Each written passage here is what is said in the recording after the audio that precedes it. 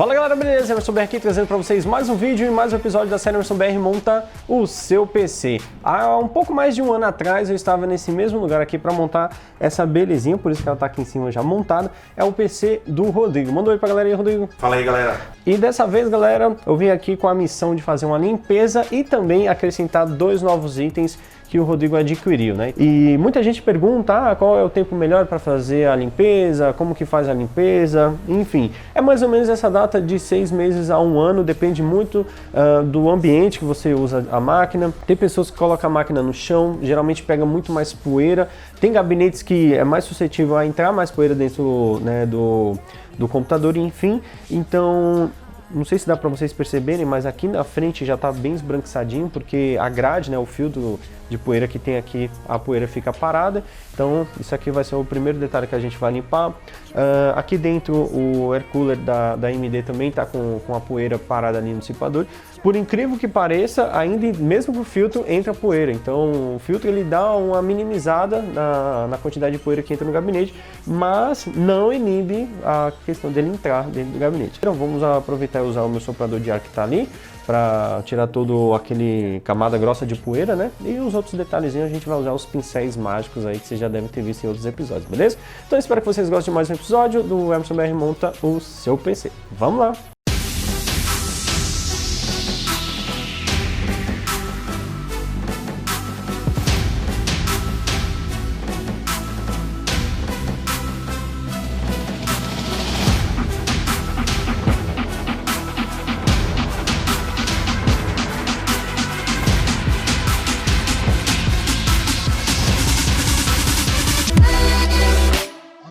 Bom pessoal, como vocês estão vendo, a parte de trás do gabinete não tem nenhuma poeira.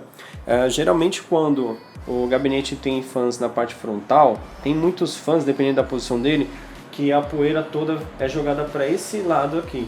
Então na parte de trás ficaria aquela crosta de poeira. E aqui a gente está vendo que não tem nenhuma camada de poeira. E do outro lado, vocês percebem que tem uma camada fina de poeira nessa região. Ali em cima da fonte tem uma camadazinha, então mesmo tendo o filtro de poeira, ainda passa uma certa, é claro, 13 meses depois, né?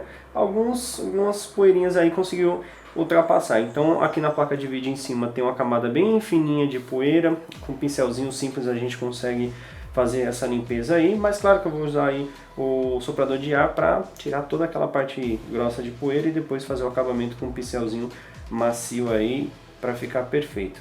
E a parte que, né, por ter uma rotação maior, ficar ali numa parte que geralmente acumula mais poeira, o air cooler da AMD, nas aletas aqui principalmente, a gente percebe aí uma camada de poeira um pouco mais grossa e fica um pouco encrostado também lá no dissipador, algo simples da gente fazer a remoção e limpar, né? Claro que a gente vai remover ele para ver como é que está a condição da pasta térmica, para que aí sim nós possamos fazer a troca da pasta térmica. Acredito que, né, 13 meses usando aquela pasta padrão AMD já deve ter ressecado, e fazendo uma troca por uma pasta térmica nova a gente consegue melhorar um pouco aí a questão da temperatura, beleza? Então vamos desmontar aqui os componentes que nós iremos fazer a limpeza fora do gabinete e jogar aquele arzinho dentro do gabinete para ele ficar 100% limpo. E como era de se esperar, o filtro da parte inferior do gabinete está com bastante poeira, justamente porque o filtro ele para a poeira ali para não deixar nada entrar, mas vocês viram que mesmo assim acaba entrando um pouquinho, né? E nessa região que é onde tem o ar, né, está sendo puxado tanto pelo air cooler do processador quanto pela a fan traseira ali do gabinete, aí sim a poeira fica mais concentrada aqui nessa parte. Então aqui é bem simples, basta nós removermos. Tá tão fininha a poeira que qualquer movimento que eu faço aqui ela já tá caindo já. Então com o pincel a gente pode estar limpando ou até mesmo lavando esse material aqui. Deixa secar e depois só encaixar novamente. A maioria dos gabinetes, a tampa frontal pode ser removida, né? Alguns é mais difícil, outros são mais fáceis. Então geralmente a gente posiciona a mão aqui embaixo e faz uma força. Bom, tiramos aqui a tampa frontal, vocês percebem que tem a espuminha aqui, que é o filtro, né, de poeira. Então ela visivelmente, dependendo da iluminação, você quase não percebe que tem poeira. Mas aqui ela tá com poeira sim. Esse gabinete em específico é um pouco mais difícil de tirar o filtro, né? Porque ele tem essas dobrinhas aqui, né? Que é a parte de ferro da grade. E a gente precisa pegar uma chavinha de fenda. Não faça isso com o dedo porque machuca a unha, vai, né, pode se cortar, enfim. Então com a chavinha aqui vai ter que levantar cada uma dessas travinhas, remover a grade. Removendo a grade, você vai ter acesso ao paninho. E aí esse pano aqui, se você lavar, pode ser que ele vai ficar maior. E na hora de você encaixar o pano de novo, vai ficar sobrando espaço. Então você vai ver que o pano vai dar uma esticada. Então pode usar um soprador forte ou usar um aspirador de pó. Tira esse pó daqui, passa um pincelzinho bem de leve para o paninho não esticar. Que aí você vai conseguir remontar ele sem ter problema algum com a questão dele esticar ou não. Aqui na frente dá para perceber mais que está meio esbranquiçado por causa da poeira. E o fan, que é o único fan frontal, vocês percebem que essa máquina ela tem dois fãs. Um que está na parte da frente, pegando o ar de fora e jogando para dentro, e o outro que está atrás, pegando o ar de dentro e jogando para fora. Então com dois fãs teve essa camada de poeira, levando em consideração o ambiente aqui que o Rodrigo usa, que não é um ambiente que tem tanta poeira assim. Dependendo da localização, se a pessoa, né, usar o computador embaixo, próximo de janela, um lugar de frente para a avenida, que geralmente pega muita poeira, aí ficaria muito pior. E quanto mais fãs tiver, mais poeira vai entrar. Claro, você vai ter uma refrigeração, só que aí tem um ponto negativo, que é a quantidade de poeira e muito mais trabalho para limpar. Então aqui vocês estão vendo que nas aletas a mesma coisa, poeira, aqui na parte da fãzinha também. Então vou remover esse fã, vou remover o fã traseiro, vou remover o air cooler e a gente vai fazer a limpeza fora e depois instalar eles novamente.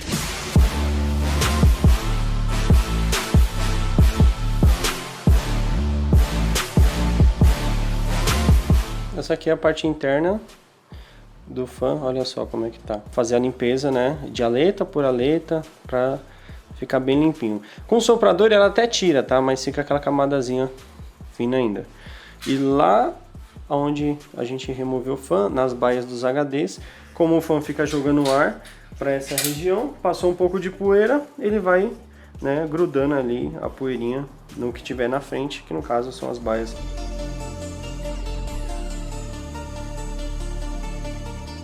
E esse daqui é o fã traseiro, olha só, bem parecido a poeira, né, fica ali acumulada nas aletas. E esse aqui, no caso, ele só faz o processo de exaustão, tirando o ar de dentro do gabinete e expulsando ele para fora. Vamos fazer a limpeza dele exatamente que nem o outro. Usar um pincelzinho ou uma escovinha, limpar aleta por aleta para ele ficar perfeito.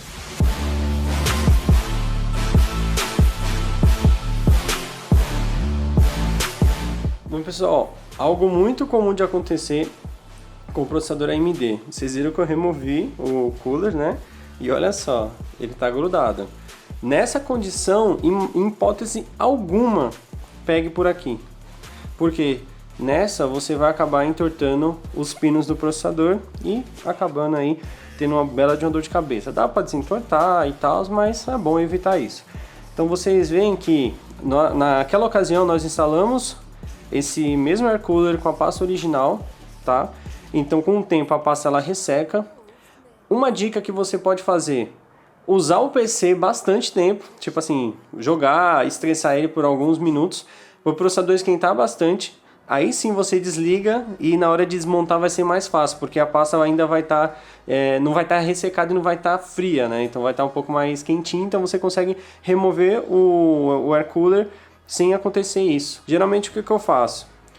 Eu tento ficar dando umas torcidas assim, mas bem de leve, para evitar de entortar. Então, como a gente não vai ligar a máquina agora para fazer aquela dica que eu passei para vocês, eu vou remover aqui usando uma espátula. Então eu vou colocar ela aqui na parte de baixo. E pronto. Deu só um totozinho assim, ó. Sem mexer na parte de cima. Usa a parte de baixo, que aqui não tem pino e tudo mais. Agora sim, olha só como tá bem ressecado. E o meio, que é onde fica mais concentrada a pasta térmica, fica a crosta, né, de pasta mais ressecada.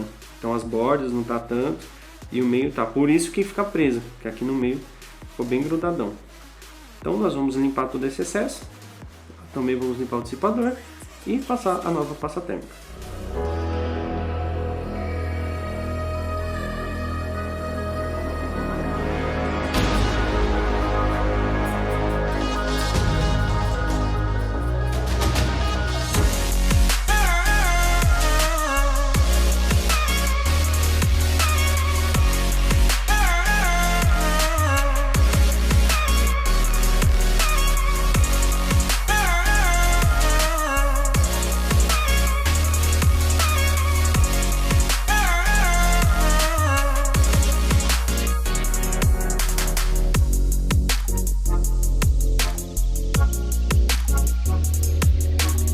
E mais uma dica, na hora de limpar a pasta térmica que fica na parte superior ali do processador, se você não tiver o blaster original, que é o que vem o processador, para utilizar ele, para você encaixar o processador e fazer a limpeza, assim não correndo o risco de entortar um pino e danificar ele, usa o próprio socket da placa-mãe. Como está sujo aqui, então a gente vai puxar a alavanquinha, vamos colocar o processador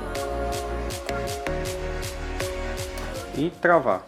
Aí agora nós conseguimos aí então fazer a limpeza utilizando álcool isopropílico com um papelzinho ou algo que você consiga remover, e dessa forma é mais seguro você limpar sem correr o risco de entortar os pinos.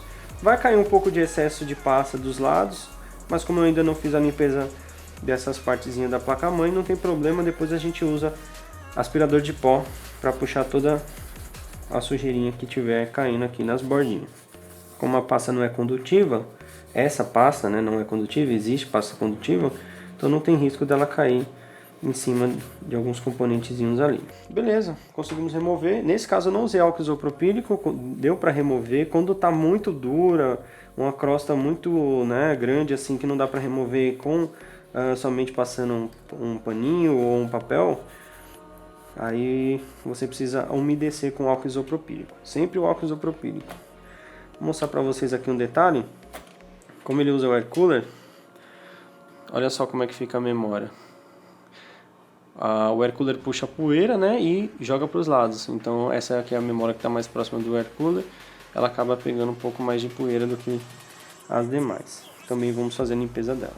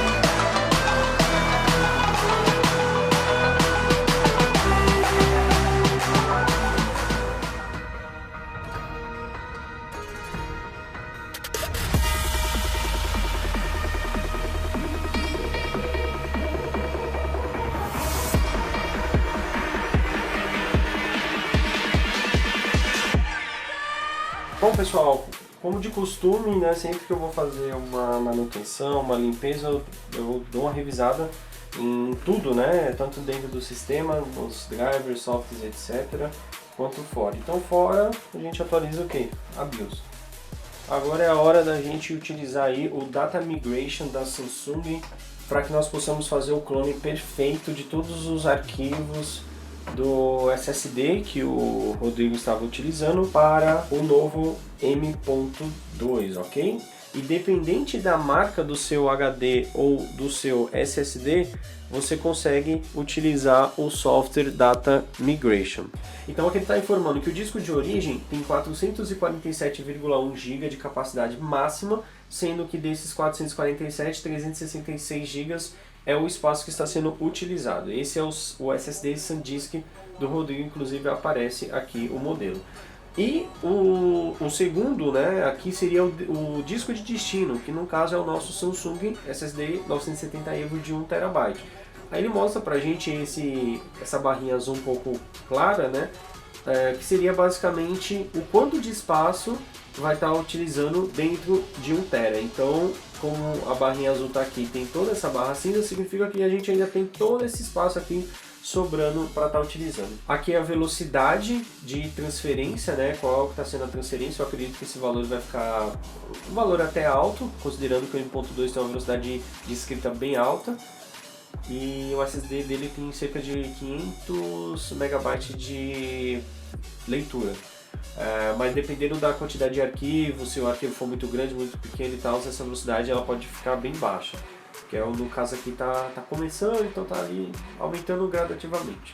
E aqui é mais ou menos o tempo que vai demorar, né? Então ele conta de 0 até o momento que terminar, progressivo. E agora ele deu uma estimativa de tempo que vai demorar, que é cerca de 1h30. Eu acredito que não vai demorar todo esse tempo, até porque eu acredito que essa velocidade aqui vai aumentar. Então, basicamente, é manter fazendo esse processo. E tem uma informação aqui, né? Nunca desliguem o disco durante o processo de clonagem. Os ficheiros que estão abertos não podem ser clonados. Feche todos os ficheiros antes de proceder à clonagem. Ou seja, se você tiver algum arquivo, algum programa, alguma coisa que esteja aberto, não vai ser possível fazer esse tipo de clone. É interessante até mesmo você desligar o computador da internet, para que de repente você está usando ali algum programa que está conectado à internet, fazendo o download e tudo mais. Quando está sem internet não vai fazer nada disso. Então nada vai interromper durante o clone, beleza? Ó, já caiu para 57 minutos e a velocidade aumentou para 130 MB por segundo. Agora basta aguardar todo o processo. Bom, agora o Data Migration finalizou então aí a clonagem, né? Demorou menos do que inicialmente ele falou que ia demorar, 1h e pouca, então foi bem menos de 1h, tá? Então todos os arquivos que estavam no SSD foram diretamente aí para o SSD de 1 TB e os arquivos permanecem no SSD, tá? Então nós temos o M.2 com todas as informações que tinha no SSD e o SSD se manteve aí com os mesmos dados. Agora o que eu vou fazer? Eu vou desligar o computador. Inclusive ele fala, né? A clonagem está concluída, encerra o sistema e instale o novo disco, né? É meio estranho isso daqui, até porque o disco já está instalado. Mas de qualquer maneira eu vou desativar o SSD para que a gente possa ligar o PC somente com o M.2 para verificar se tudo deu certo.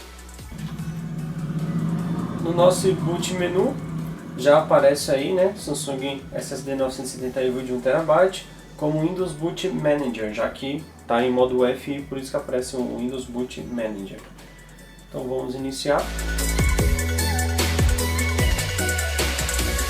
Agora eu vou ter que instalar, na verdade, o driver NVMe para que esse M.2 ele fique funcionando na sua velocidade natural, né, que é bastante rápida. E aí a gente compara usando o Crystal Disk Mark e o AIDA 64 aí, como que era a velocidade de um e a velocidade com o outro.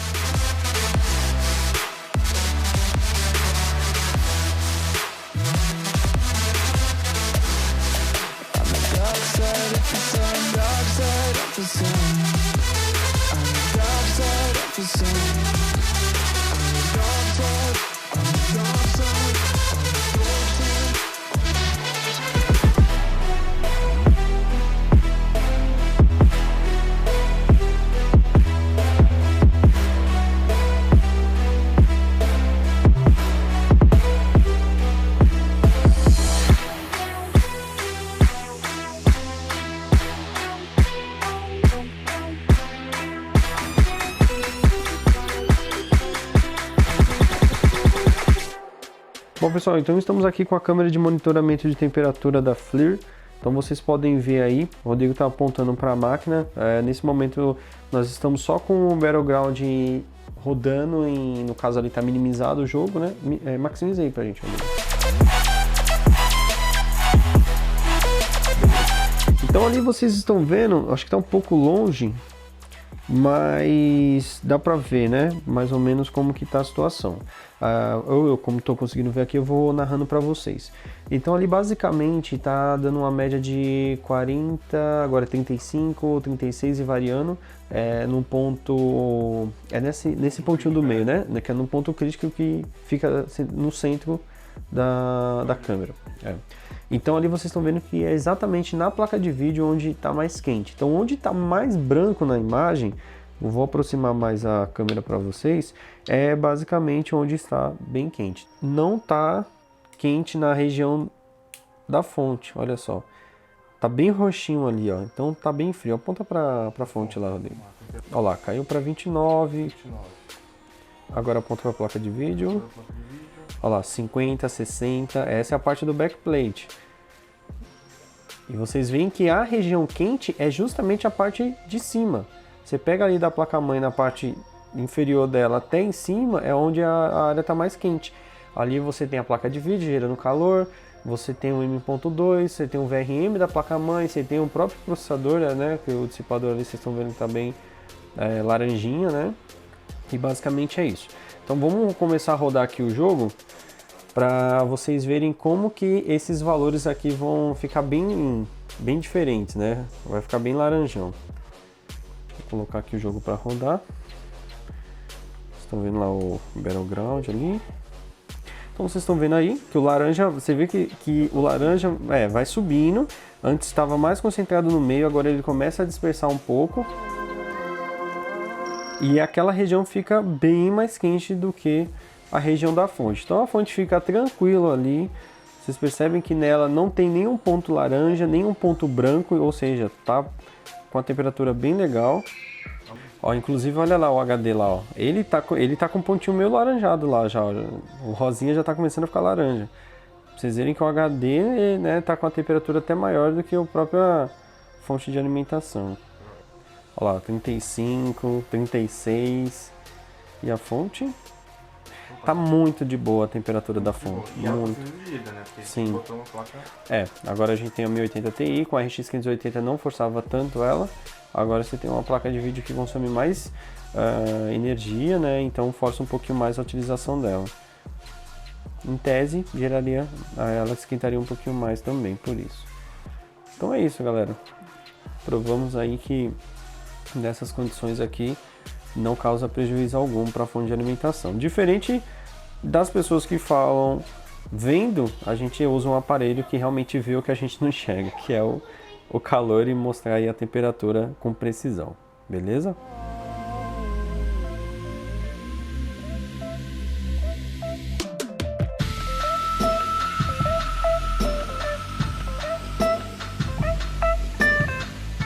Bom pessoal, então após algumas horas, finalmente terminamos aí, finalizamos tudo que tinha que fazer na máquina. Espero que vocês tenham gostado desse episódio, um pouco diferente do convencional, né? Que basicamente a gente aprofundou aí em questões de limpeza, questão do data migration, entre outras coisas.